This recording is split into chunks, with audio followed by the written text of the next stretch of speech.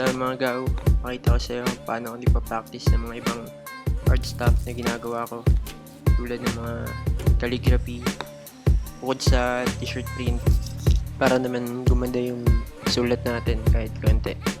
Tapos naglaro kami ng Hangman, naglinis ako ng shop, future products ng 2G, tapos papakita ko rin yung design process ng Lucky Koi t-shirt. Binili ko yung book na yan na Creative Lettering and Beyond. Alam ko madaming mga tutorial sa YouTube, pero iba yung mga binibigay nitong activities, tsaka parang hands-on siya sa pagturo kung paano mag-lettering.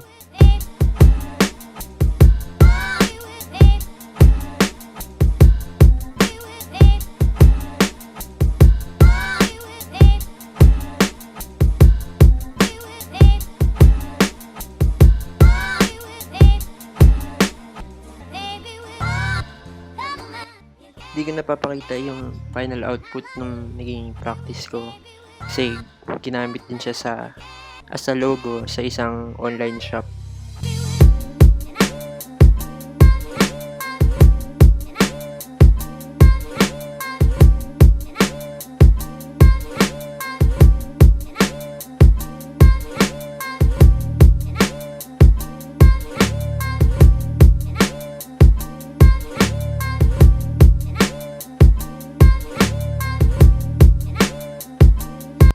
Dapat kasi ang papahula dyan is kayang bilhin, parang reward.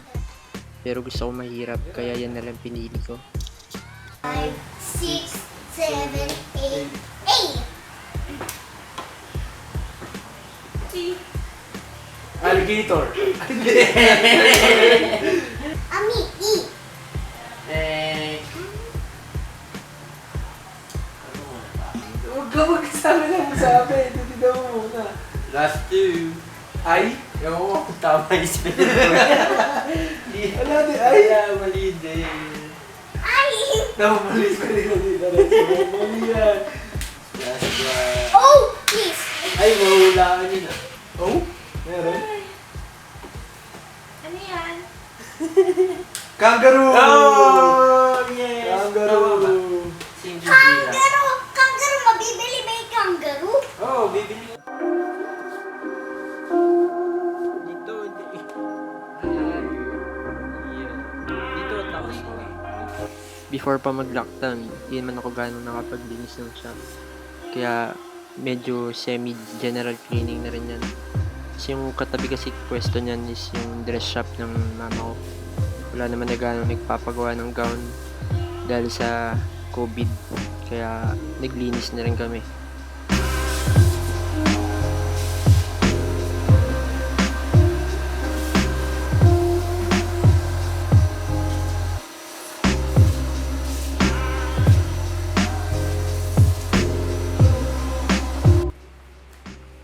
Ito nga yung kabilang side niyan, yung tahian. Bala ko kasi sa 2G, mag-release din ng ibang damit, hindi lang shirt, pati shorts sana. So, pinag-usapan namin dyan yung mga pattern, design, kung paano tatahiin. Carpenter, yung merong lalagyan ng Ah, yung may ganun. Ay, anong pattern ng Bermuda shorts ka mo? Diba, tsaka iba fitting din yung pagpabat.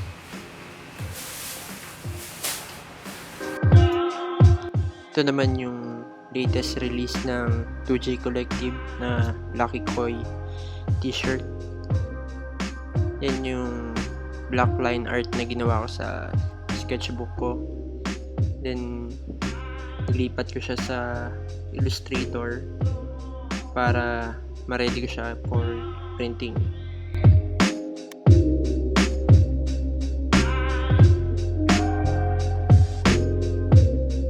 Pag gumagawa ng mga t-shirt design, ginagawa ko muna siya sa traditional, tsaka ko lilipat sa computer. Pero pag nakaipon na, gusto ko rin ng pen and tablet mga drawing tablet para diretso na sa digital.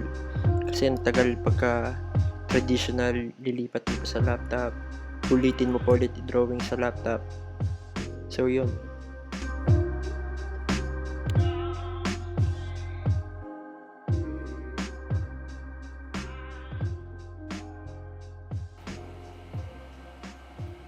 So ginawa ko dito, in-image trace ko siya para makuha yung original line weight sa sketchbook.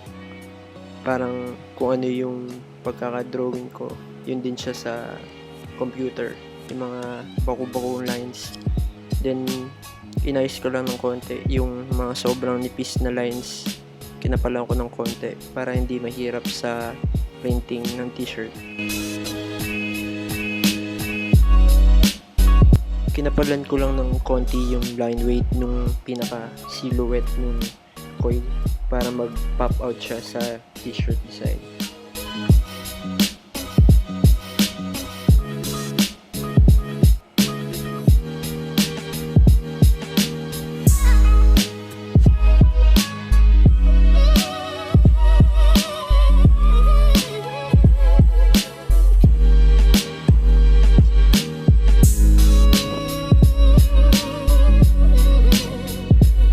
Ayan naman yung front design niya. Ayan yung 2J logo.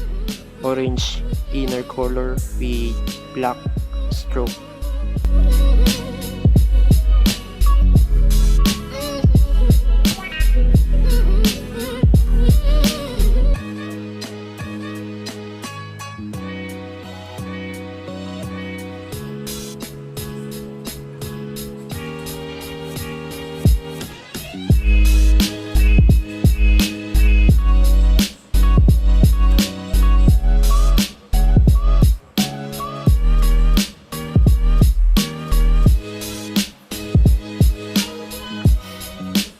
Yan, pwede na siyang ma-order sa Shopee account ng 2J Collective.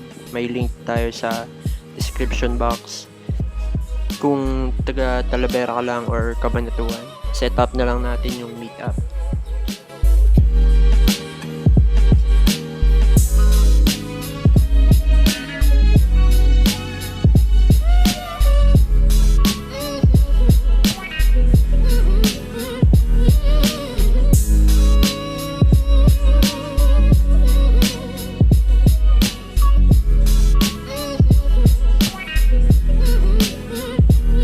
Yan, maluwag pa yung pader. Madami pa tayong mapaglalagyan ng mga gawa natin.